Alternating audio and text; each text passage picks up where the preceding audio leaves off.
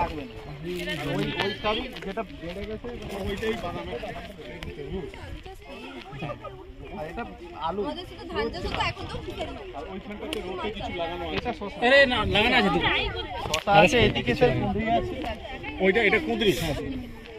এটা পুরোটা কুঁদরি উৎসাহ হতে পারে না স্যার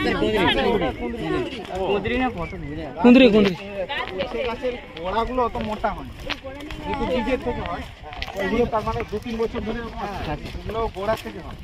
ও তো পেড়ে যায় ডগা বীজ হয় না মানে বীজ হয় কিন্তু বীজ থেকে হয় বীজ হয় না ওর গোড়া ওই ডগা যেগুলো আর গোড়া কেটে লাগালেই হয়ে যাবে এটাতে তিল লাগিয়েছে ওগুলো তিল না হ্যাঁ এই যে তিল মারিয়ে ফেলছি এই যে হ্যাঁ এটা তো মানে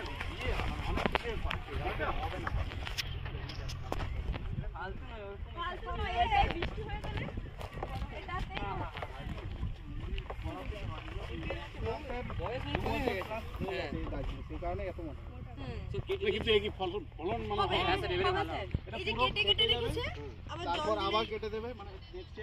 আবার হবে এরপর 3-4 বছর হয়ে যাওয়ার পরে এটা যেহেতু গোড়াতে নিমাটোড বা আরো অনেক কিছু সমস্যা হয়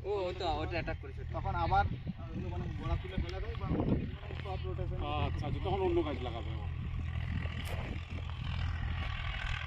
কুঁদরির তো দাম হয় না মানে কুঁদরিটাকে বলা হয় যে না স্যার সারা বছর হয় বেশি আর এই কোন বৃষ্টি মানে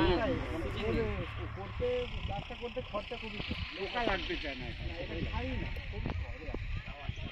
কি কুঁদরি 80 টাকা কেজি 10 টাকা 5 টাকা 15 টাকা 20 টাকা এখন 80 টাকা এটা আলাদা ব্যাপার এটা এখানে আরো হচ্ছে হয়তো মেদিনীপুরে বেশি কারণ এখানে সস্তা হয় এখানে আরো